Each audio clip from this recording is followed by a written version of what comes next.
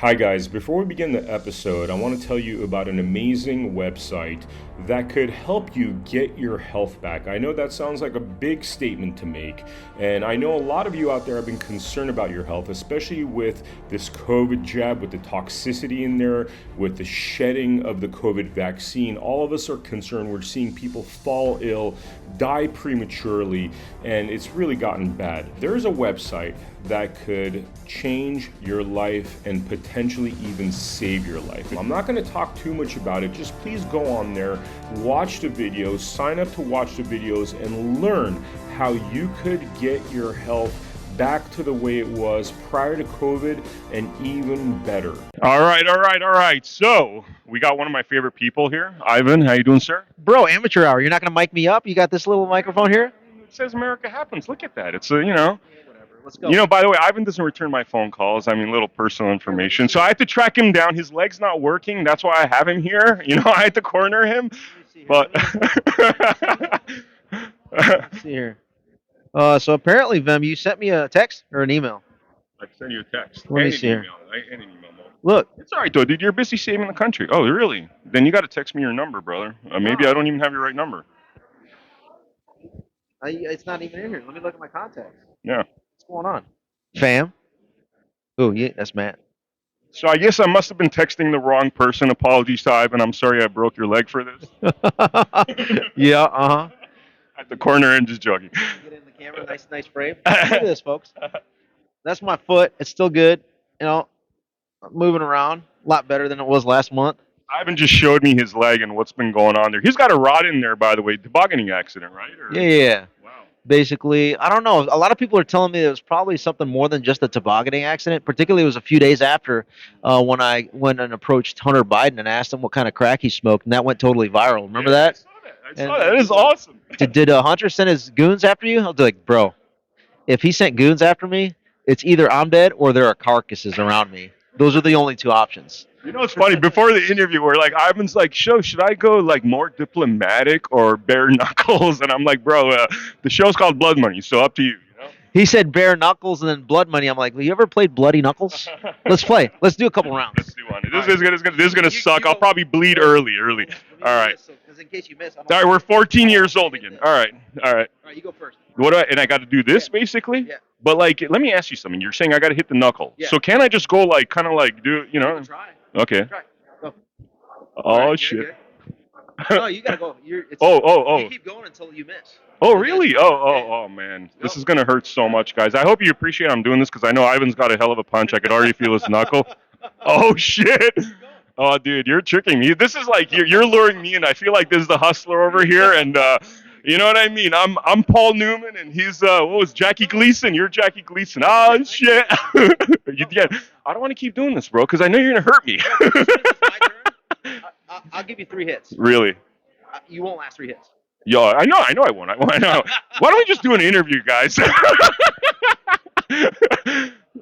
No, but seriously, Ivan is, much respect to you, brother. I mean, the stuff that, people out there, I'm sure you know about Ivan and what he's been doing. He's been integral to this freedom fight. You got so many things going on. Pronunciation, not integral, integral. It's so elegant the way you say it. The pronunciation. Integral. Yeah. Really? Right? You like that? Versus. Integral. Oh, yeah, I mean you can pronounce it both ways. Most people say integral, but being a guy like you from Vegas of all places, integral. I mean, you sound so erudite when you say that. Wow. Okay, that's awesome. Erudite. I don't know what that means, but that sounds nice. Yeah. Very intellectually high style. Apparently not so much because I don't know what erudite means. All right, let's go. Brother, so we want to get an update on all that you've been up to, man. And I know you got a lot of things going on. You got a lot of different projects, man. Why don't you just roll with it and we'll... No, so basically, people say, you're everywhere, you're doing this, that. It's really only 2 categories of things that I do. It's simple. I'm a simple guy. One is crushing commies, is the one category. And there's a lot of, subordinate lines of effort from there. Yeah. And then the second category is castration of the deep state. So castrate the deep state. It rhymes, right? By design. To me, that is poetry. Yeah, so basically that's all I do. And so pretty soon on my website, you're going to have, I'm going to be selling merch. It's called Marauder merch, right? Because I'm the deep state marauder. So we're going to have castration tools up. And then basically we're going to We're gonna on one side we're gonna have castration tools and what you can use them for, and on another side you're gonna see a list of folks, which is known as the deep state target list. And we can go into all the detail that you want about the deep state. Now, before I go into the details, did you watch Tucker's interview of Mike Benz last Friday? I haven't yet. No. He went into institutionally who's behind the censorship industrial complex. You heard about it? I heard about it. Yeah, episode 75. Okay. So Mike Benz he gets it. Smart guy. Great. Thank you, Tucker, for finally airing someone like that. But I take it to the next level. Each individual, by name, date, place, and transgression, going back to, in some instances, 1973, 50 years. But in most cases, back to 2014. Pause you there. So I got to pause you there. You're telling me you're finding people that are essentially corrupt within the system, because we've talked about the 50 intelligence folks that 51 names. We talked about, what they did is most likely treason, lying, whatever, right? You're telling me you're going down to 1973 in terms of figuring out people like those individuals you're bringing out from whatever hiding. You know one of them. Who's the junior senator from Delaware that became a senator in 1973, 51 years ago? Your boy, you're the Chinese Communist ambassador to the U.S. Your boy. Joseph Robinette Zhedin, right? The Chinese ambassador squatting in the White House. He has actually three roles right now he's playing. He's a China's ambassador to the U.S. He's Ukraine's ambassador to the U.S., laundering and funneling all the Ukraine money, blood money that you talk about. And then number three, he's Big Pharma's ambassador, blood money. Guess what? So right now, I'm basically Secretary of Retribution and Training. And what I mean by that is, as this deep state marauder, as I'm literally creating the list and identifying the link analysis of all these corrupt scum within the deep state and then their relations with the commies so that we can crush them as well, right? While I'm putting all that together, I'm probably going to be the best suited individual to be appointed as America's first Secretary of Retribution. And I have a whole plan of what that department's going to look like. Is that realistic though? Because I was in the hall right now for CPAC, right, and I'm listening to them talk about, hey, we got to get rid of these commies, blah blah blah.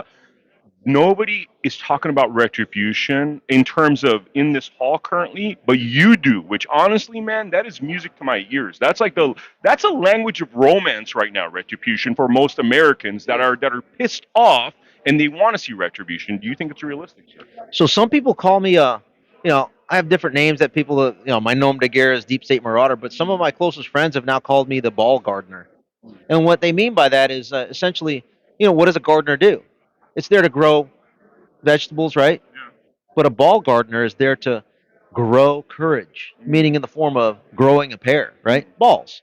So I'm kind of America's ball gardener in the sense that the reason why I'm up at Capitol Hill and I'm interacting with all these House members, senators, politicians throughout the country, legislatures, governor candidates, etc., is to basically explain to them that you need to basically grow the necessary courage to maximally perform on the discretionary power and authority that you have in order to create retribution for these past transgressions going back 10 years to 2014. And that's really the inflection point that Mike Benz in that interview also addresses, in the sense that 2014, guess who was on the Ukraine crisis team in the Pentagon's National Military Command Center as a senior analyst advising our National Command Authority on what they should do, what was going on in eastern Ukraine, and what should happen in response. You're sitting in front of the guy, right? So then in that role, and additionally, as we were seeing what was going on, what I saw in that realm, but also what was publicly facing going on that I was monitoring was what? Oh, John Brennan, the former director of the CIA, goes over to Kiev under the cover of darkness. Russian media reports on it, outs him.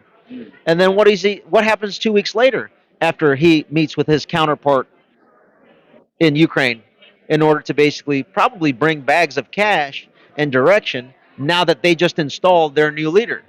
So they went from Viktor Yanukovych, which was the president of Ukraine, ousted him via a coup while Russia was focused on the Sochi Olympic Games, and then they placed into his stead Petro Poroshenko.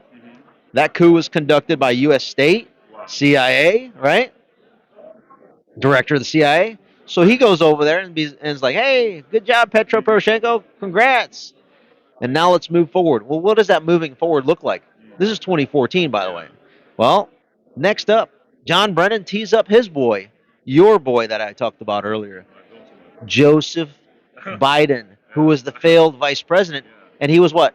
Wasn't he point man for Hussein on Ukraine? He was. For those that don't remember, this is a little historical context here we're at. So in 2014, we're like, this is early February, March timeframe now. April, your boy Biden goes over there, and then he has a meeting with Petro Poroshenko and Yevgeny Yatsenuk. I know all these names. Why? I was one of the lead analysts in our U.S. government to track this stuff. So I kind of know a little bit about what happened in Ukraine going back to 2014 better than most. Now, I'm not the smartest guy in the room, but damn, do you know any pundit that exists on any mainstream media platform that was in that role and position to be able to see and hear and absorb all levels of intelligence to the highest levels as it related to what was going on in Ukraine, eastern Ukraine? And then on top of that, do any of those analysts that had the same access, are they fluent in Russian and can read and understand Ukrainian to then absorb all the open source information that was out there? And then add on top of that, any of those remaining analysts that are in that space are publicly discussing what has been going on and rooting out and exposing the corruption in our government. Well, now you're down to one, right? So again, I'm not the smartest guy, but maybe a combination of my experience and access coupled with being a ball gardener, you have to lead by example, right? So then what does that look like? You speak truth to power. So 2014, what else was going on in 2014 that is so important to today? I'll tell you, because this is the right question to ask me. Who was the director of the Defense Intelligence Agency while I was a line analyst at the Defense Intelligence Agency working at the National Military Command Center? Michael T. Flynn. And guess what General Michael T. Flynn was doing as he was sitting you were sitting, imagine you're John Brennan, Jim Comey's over here, Clapper is over there, four of us, and I'm sitting in the spot of General Flynn. And we're testifying before Congress. And in that testimony, what happens? General Flynn speaks truth to power and says what? That ISIS thing ain't a JV team. And wait, what's going on over here in Ukraine? Wait, why is John Brennan in Ukraine? Hey, John, why are you in Ukraine? And why 2 weeks later, the vice president, Biden, is there? And oh, by the way, why is Biden talking to Petro Poroshenko and telling him, hey, buddy, we're going to go ahead and support you guys here in Ukraine and develop your economy in very unconventional ways, particularly the energy sector. And 2 weeks later, his son, Hunter Biden, is appointed to the board of Burisma, the largest energy company in Ukraine. Is that a coincidence? Yeah, I see what you're saying. No, it's not a coincidence. He directed that. So then Hunter Biden gets his $1 million a year in his consulting. Why? What does Hunter Biden know about the energy sector? He was just basically joined the naval reserves to then get fired a day his first drill because he tested hot. Wow. He pissed hot for drugs after getting 2 waivers to get into the naval reserves, age waiver and a drug waiver. Who helped him get his waiver? His failed vice president dad. Okay? Follow along with me here, because this is important foundational understanding of the incestuous corruption. Corruption is like, this sounds like some Soviet crap, dude. Like, literally, like Soviet. Like the Brezhnev. I mean, you got Brezhnev basically equivalent sitting here, barely can form a sentence, right? In his late years, Brezhnev's like, right? Stroke after stroke after stroke. Anyhow, I'm not talking about Peter Strzok, not yet anyway, the guy that spied on Flynn. But anyway, 2014. So the sequence is Brennan tees up Biden, tees up his son Hunter so that 10% can go to the big guy, but yet Hunter is managing a joint account with his dad. So is it only 10%?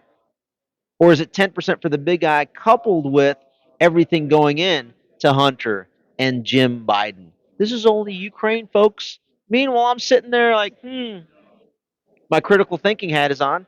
And I'm thinking to myself, isn't that something special? Hunter Biden, what is he known for? I guess he's known for smoking crack and sniffing cocaine. How does that translate into being a good board member of an energy company? The only thing I could think of that would bring value to that company, other than obviously having the Biden name, but I'm talking about like substance, is his olfactory senses, meaning his ability to smell and sniff out potential oil and natural gas fields. Maybe his left nostril was able to pick up the scent of natural gas, like this. I mean, I've heard it And then maybe on the right side, he could sniff out oil fields that could help out Burisma to drill new unconventional ways. Yeah. That I present to you is the Biden criminal syndicate representative. And what did Joseph Biden do when he was out there during that trip? Well, if you're not going to fire Yeah. the general prosecutor Shokin, you're not getting the money. Yeah. Meaning, the foreign aid, they say it's foreign aid, the money that is stolen from the American taxpayer with no audit trail sent over to Ukraine so that some of that money bribes off Petro Poroshenko and his people in order to fire the only guy that's going to look at the corruption of Burisma, of which Hunter Biden is on the board of. Victor Shokin was the general prosecutor, meaning the guy that would prosecute and investigate the corruption of Burisma, the company, and then implicate Hunter Biden in that corruption scheme. Joseph Biden goes over to Ukraine and says, hey, you guys aren't getting the money, the aid package, unless you fire the only guy that can basically prosecute my son's involvement in Burisma. Once you do that, then you get the aid package. What do you call that? How would you summarize that in So one word? I'm trying to figure out how this is not treason because corruption is one word, but like when you're actually working against the better interests of your country, I mean, am I stretching this? You tell me. No, so America needs a secretary of retribution Hmm. because no one is. Some people kind of know it. Like I had a first and second row seat to all of this, and then like, well, people are like, why aren't you everywhere? Why no one else is talking about it? You tell me, because when I went on faux news for the first time with Tucker, guess what happened to him? He gets fired. Wow. Does Newsvax have me on? No, because then I'm going to call him out for what? Not reporting this stuff like we're reporting right now. For being on the receiving end of the censorship industrial complex, which we haven't even gotten to yet in this interview. And it all goes back to 2014. Hold that thought. So that's what was going on at the big level, at the strategic American level in Ukraine on the money laundering scheme, right? In order to provide money for the big guy, right? Now, it's not only the Bidens, right? Every single politician that is promoting and promulgating funding Ukraine in this war effort is also receiving some residue of those billions. Now, how is that, you're asking, right? Good question. It's because the Treasury sends money over to Ukraine. Ukraine then invests some of that money into, what's the name of that? FTX company? Yeah, no way, dude. And then guess what FTX does with it? Follow the blood money. That's your show, man. I had my team look into that. So then the money goes to FTX. Who's the CEO at the time? Sam Bankman Fried, right? And then where does he donate to when you look at the Federal Election Commission reporting? Democrat Party and Democrat Party PACs and leadership, Pelosi, Schumer. But then one thing that people fail to notice, what about the number two guy at FTX? Who's he? I'll tell you. Ryan Salame, Salame. My team looked into him. What about him and his parents? Where does that money go to? Republican PACs. Schumer PAC and Kevin McCarthy PAC. And where does that money go? That money goes between those two entities. They managed the pink trickle in 2022 in return for Kevin McCarthy taking the speakership between Pelosi and McCarthy. How do they manage the pink trickle? I'll give you some specific examples. You heard of Joe Kent in Washington's 3rd Congressional District that ran last cycle? Guess how much Kevin McCarthy's FTX Ukraine money pumped into his primary opponent and the general election against him so that he wouldn't win, so that the Republican wouldn't win the general election? Upwards of 12 to 13 million dollars in a congressional race. He lost that race by less than half a point amidst the 13 million that Kevin McCarthy pumped. From Kevin McCarthy voted to send money to Ukraine, and guess how they scratched his back for it? I just explained. Just in Joe Kent's race, because Joe Kent would have not voted for Kevin McCarthy to be the speaker. And I'm gonna give you some more examples. J.R. Majewski, heard of him in Ohio? Guess millions Kevin McCarthy through the FTX funded PAC went after J.R. Majewski, and he lost. You heard of Laura Loomer? Guess who funded the entire operation to prop up Dan Against Loomer. Wow. What about my good buddy in Virginia Beach, who was running for Congress? Jerome Bell. Millions of dollars against him. Who? Kevin McCarthy, to prop up his little girl that voted for him. In 2014 is when, so go a little bit before that, the Arab Spring was the first time that CIA, State Global Engagement Center, was able to, in a way, start to shape how to facilitate coups through online means. Okay? 2014, that capability became ripe in the foreign ecosystem. Okay? That then in 2016 turned into the United States under the guise of, I don't want to explain all the details behind that.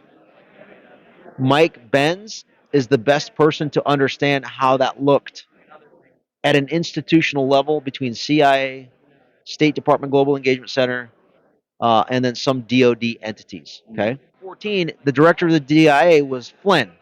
So that did not happen when he was the director. That capability started to present itself when John Brennan and Jim Clapper basically convinced Obama. Flynn's speaking too much truth to power. He's saying that the JV team ISIS isn't a JV team, and he's basically saying that the Iran deal, that's not so good, because the Iran deal was another money laundering scheme where pallets of cash were sent over to the mullahs in Iran, and who facilitated that? John Kerry. And John Kerry is probably going to be the one, if Trump is assassinated, you can bank on it that John Kerry's fingerprints are all over it. So 2014, Flynn's out because he's thrown out by several of the 51 that signed on to what we go to, Clapper and Brennan. And then what happens? Flynn goes over and knocks on a couple of doors of the. Remember, Flynn was a twice appointed Senate, 100% confirmed by Obama. Right? So does anybody in the RNC or Republican Party trust him? No, at the time, right? Interesting. Wow. Does anybody within the Democrat Party trust him for speaking truth to power? No. So he's hated by both parties. Yeah. I just want people to understand, like, I had a front to second row seat since 2014 in everything that's related to deep state actions. And then people are like, well, why didn't you do anything? I'm going to tell you what I did. In 2014, when I observed what was going on, Russians in Ukraine, let's just say, I got to be careful how I say it so that I'm not violating anything, right? Would it have been appropriate for somebody to basically say, hey, Russia's not claiming those little green men in Donetsk and Lugansk. In that case, they should be considered terrorists and obliterated. Would that be something appropriate to say? I think so, no? I think that would have been something appropriate to say. I may or may not have said that. I have to frame it that way, okay? I may or may not have said that. Yeah, yeah. Because if I say that I did, Yeah. then it gets into a gray area. I get it, yeah. So I'm not saying I did say that, Yeah. but I may or may not have said it. Yeah. Okay? And then what was the response by our senior National Command Authority? Secretary of Defense, Chairman of Joint Chiefs, President, when they're briefed on that. What happened? Did America do that? Did they obliterate all those little green men to stop the Ukraine, stop Russia from taking over Crimea? No. Do they have the political courage to? Did they have the political courage to do that? America. Yeah, they did. Did they have a capability to do that easily? So it comes down to you need a ball gardener. You need a ball gardener that has enough public support to demand that, and that's what we're lacking. And we're getting to the point where it needs to get painful enough to where men wake up and be like, "All right, you just crossed the line. Yeah. Now I'm going to stand up, and I'm going to put you back in your place." Where it needs to approach that level, because I'm seeing that there's people standing up now, and the smackdown is gonna come, the retribution is gonna come, but it has to get a little bit worse before it gets to that point. 2014, 2016, the censorship industrial complex basically kicks in after Trump wins the election, right? And then they start to say, remember the hate speech? The word hate speech starts to come out. Never heard of that right before in my life. But it really started to pick up in November of 2018 after the House is flipped to the Democrats, and now big tech can do whatever it wants. Why? Isn't Nancy Pelosi a member of the Congress from Silicon Valley? Why, San Francisco? Yes, she is. And so what does that mean? Hey. So San Francisco, that's another one that probably he sent me 100,000 emails. 2018 is when the House flips Democrat, Pelosi starts to come into play, and then now what? Big tech can do whatever it wants. Because what? And that's when the censorship industrial complex started. That's when you start seeing Laura Loomer get banned. Alex Jones getting banned, right? Why? Elon Musk just realized it wasn't because he was doing anything related to Sandy Hook. It was because Oliver Darcy, little scumbag over at Criminal News Network, basically requested it. Because all the incestuous relationships that they have, they're just like, hey, boy, hey, Vem, why don't you go ahead and block or cancel this account? Why? Just do it. I mean, This is what stands up in 2018. What? That's at institutionally. DHS CISA is created. Guess who's the director of CISA at the time?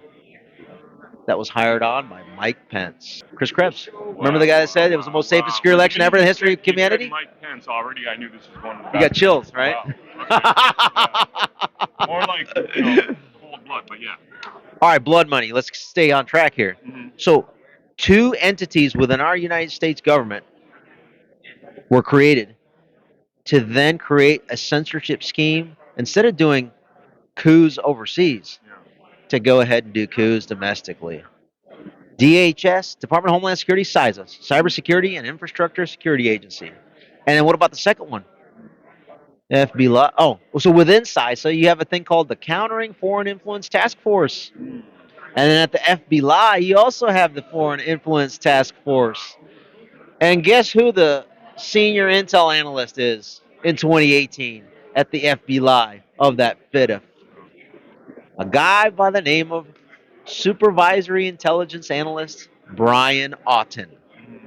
Tell me you don't know him. I don't know. Perfect. I do. I've done the deep dive. Guess where he was before he was appointed to be in that position to counter foreign influence? By the way, that organization was created by Chris Wray. By the way, I think you're conducting this interview amazing, bro. You're like the person asking the questions and answering the questions. So like, I might go to the bathroom. I need a captive audience. I need the. Well, you're learning it just like the audience would be learning it, and I'm picking up on your nonverbals to determine where I need to go with this, right? Because I've done thousands of hours of research. I lived through this, right? So I need to know where you're at, which means where your audience is generally at, and then allows me to kind of develop the story of where I need to go. So amazing information. I'm really enjoying it. So Brian Auten, these are names. I get it. I name drop a lot of things, but this is the important part of shining light on these scumbags. Brian Auten. So the organization that Brian Auten went to the FITF, Foreign Influence Task Force, was created as a result of our intel community bought it. Well, I shouldn't say bought into, said that Russia, Russia, Russia. They impeded and elected Donald Trump, right? That was false. It's already been proven to be false. But two organizations were created to counter the false predicate. One I talked about at DHS, one at FBI, DOJ. And that one at FBI, DOJ, Chris Wray was the one that created it, the director of the FBI. Well, Right? He's busy. how's Mike Lindell, by the way? Back there. How you doing, sir? so, the he's got to move because he's on camera. He's awesome. He's awesome. He like 24/7 always. I got to keep up with him. So the Foreign Influence Task Force, created by Chris Wray, which was and still is the director of the FBI. Let me give you a little background on the FBI director before we go into Brian Auten, Yeah. because this is important. This is so fascinating, by the way, because these are like, this is the information we need to know on the mainstream level. Because people are like, people think, oh, like, If this hits the mainstream, yeah, this whole scheme is over. it's over. So, Chris Wray, the director of the FBI, do you know that he was Chris Christie's attorney on Bridgegate? Wow. Wow. I did not know that. Does that make sense why Chris Christie was running for president now? So, Chris Wray created this Foreign Influence Task Force, and he decides to appoint the senior intel analyst to be Brian Auten. Let's give a little bit of background on Brian Auten. Remember in 2016 in July, after Donald Trump secured the nomination, the RNC foisted Mike Pence on him? Yeah, yeah. Within 2 weeks, John Brennan works with Jim Comey, the previous director of the FBI, to launch a counterintelligence investigation. Well, first and foremost, John Brennan contacts his partners in London and Canberra to go ahead and say, hey guys, please start spying on the following Americans. From London, England. Carter Page. From London, England, you said. Whoa. And guess who was the chief of station for the CIA in London? Wow. This idea of extra jurisdictional forces Yeah, because being CIA brought can't do it. in. So he just asked his liaison partner Bro. in London. You know, viewers And out guess there- who the chief of station in London was? Who? Gina Haspel. Does that ring a bell? Yes, it does actually. Who is Gina Haspel later becomes the CIA director, that? Wow. Wow. appointed by Trump. Wow. I wonder why Trump appointed her. Does he have a clue of what's going on in the national security state based on his background as a real estate developer? No, but guess who would have been able to stop that? A guy by the name of Michael Flynn. Wow. Wow. Wow. They had to remove him first. He was and still remains, Flynn, the biggest threat to all of these uniparty unitards. It probably sounded something like this. Hey, Gina, go ahead and do it. This is John Brennan. Gina then works the CIA station liaison with her counterparts in MI6. MI6 deploys George Papadopoulos. Heard of him? Yeah, yeah. George Papadopoulos was one of the four in the Crossfire Hurricane investigation. Okay. Flynn, Manafort, Carter Page, and Papadopoulos. So what do? They used MI6 to bump him with a honey trap. To basically, they went after it and looked at every single person in the Trump campaign that had any foreign travel and that was going to be traveling, and they used as the vector, as the jurisdiction you talked about, to then say, hey, we're investigating their counterintelligence risk based on their foreign interactions. And we have to link it to Russia, Russia, Russia, because we have to legitimize the false Russia, Russia predicate. So then what do they do with Carter Page? They launch going back to Brian Auten.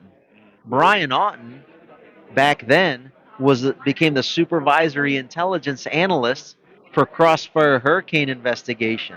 Wow. So the same Brian Auten that then wrote an assessment that was then used as inside of the Woods file, which is the file that's presented to a FISA court judge to spy on Carter Page, that assessment complete BS, lies. And in that included a lie from the CIA. Well, I should say one of the attorneys on Crossfire Hurricane, Kevin Kleinsmith, and all these names, man. Kevin Kleinsmith sends an email to his counterpart at CIA as part of this joint investigation into Trump, spying on Trump. And he asks, hey, was Carter Page an informant, or is he running like for the CIA? Like basically, did he when he went to Russia and did his oil deals? Did he come back to the CIA and report on that? The CIA said yes, he did it properly, all by the book. And then what did Kevin Kleinsmith do? He changed the email to say no, he didn't, and that was included in Brian Aughton's assessment of defraud, basically telling the FISA court, you need to authorize us the ability to spy on Carter Page. And what did that do? That then allowed the FBI to go ahead and do what's known as three hops. That means I can listen to everything and monitor everything you're communicating with, the person that you're communicating with, every single person, all of them, and then I can also spy on everybody that they're communicating with. One, two, three. So if you're Carter Page and you're communicating with people in the campaign, and then all those people that you're communicating with downstream from that, are you going to catch everybody in the campaign? Everyone. That's how they spied on the campaign. And the guy that started this at the FBI to basically falsify this was your boy Brian Aughton, who Christopher Wray appointed to later then head up the Foreign Influence Task Force to continue the cover-up. The Mar-a-Lago raid, just a little tangent. That was the raid conducted by the same people within the FBI that did the illegal Crossfire Hurricane, covered it up with the FIDF by creating the censorship industrial complex in big tech, that then did the same thing. They basically had to seize all the documents that Trump had declassified related to showing and proving what I'm talking about. It's literally cover up after cover up after cover, and it escalates. Their egregious illegal behavior escalates with each subsequent cover up because they have to take it to the next level. Once you lie, the next lie and lie. One lie leads to No, but you have to force institutionally and censor stuff like what I'm talking about from getting out. So to close out the FBI component of this, because this also January 6th is only one arc of this entire story that started in 2014. We'll get to that. That'll be the 21 aspect, right? But we're still kind of in this 2018 realm, right? So when the censorship started, you have Brian Aughton as the senior intel guy on Crossfire Hurricane, which was the spying on Trump. The senior ops guy initially was Joseph Pientka III. The general counsel for the FBI was Jim Baker. And then the senior director of counterintelligence was a guy by the name of Bill Priestap, Priestap. Okay? Remember the names. So Brian Aughton, like I told you, went from that to create the BS spying. He then went to the FIDF to then cover up the spying by saying that there's Russia, Russia, Russia.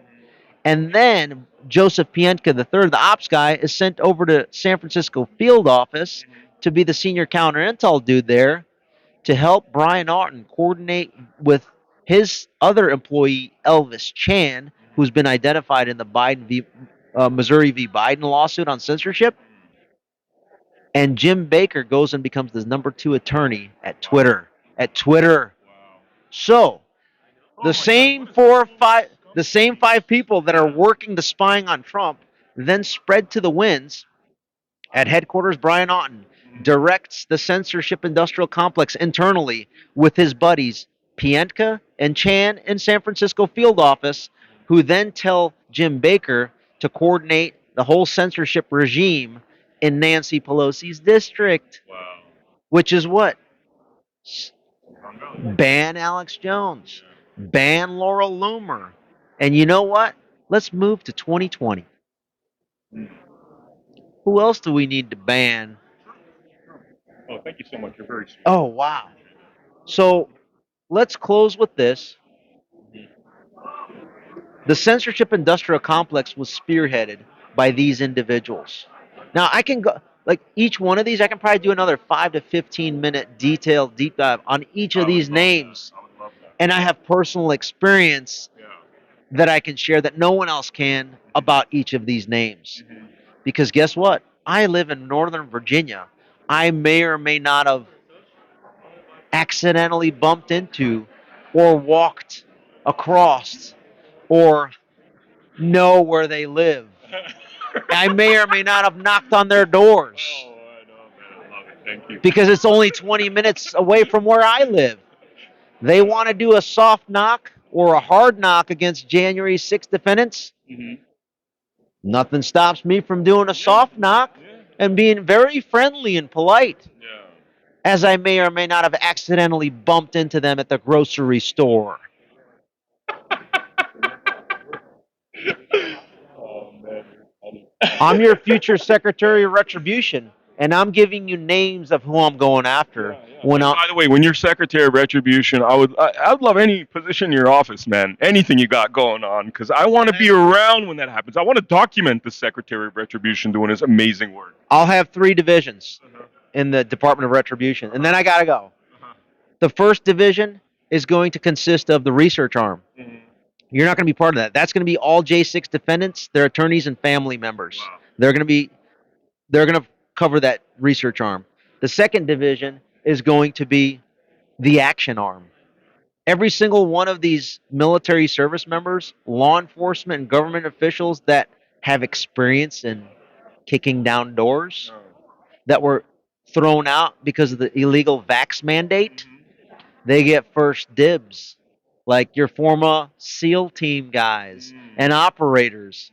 There's quite a few of them that I know that are ready, willing, and able to fill that division. And I always tell them, I want to be on the first guy in the stack on a few of these raids and swattings that we're going to do. But guess what? We need to be transparent in the interest of the public interest. We need to have a media arm. And that's where the third division comes into play. I need people out there tethered to the hip, kind of like, remember when Criminal News Network live streamed Roger Stone's raid? I need you and everybody here in this media row to basically be at the ready so that when I say, hey, we're going to action a target, let's just say Brian Auten, let's just say Hunter Biden, let's just say Ali Mayorkas, or Lloyd Austin, or Merrick Garland, or Jack Smith, or Fannie Willis, or Alvin Bragg. I need media coverage while my guys from Delta SEAL Team 6 retired go ahead and action what the research arm just provided them, the J6 defendants. Wow. Is that a Department of Retribution that you would? It just sounds so beautiful. It sounds. I mean, after like 7 years of being tortured, this is like a dream come true. You know what I mean? How you doing? Hi, Lexi. Hey, what are you up to? You keep Doing an impromptu live stream over here. But this is an amazing interview, guys. So make sure you tune in for part 2 of this. This is part 1. We're going to wrap this up with Ivan. I have a feeling there's going to be more than part 2. Like, we haven't even touched the tip of the iceberg, so to speak. So I think there's going to be a 3-4-parter. But I will see you all on the next episode with Ivan, brother. As Dr. Dre says, till the next episode. The next episode, brother. Thank you so much, dude. Thank you. And really, thank you so much for doing what you do. American hero right here, guys.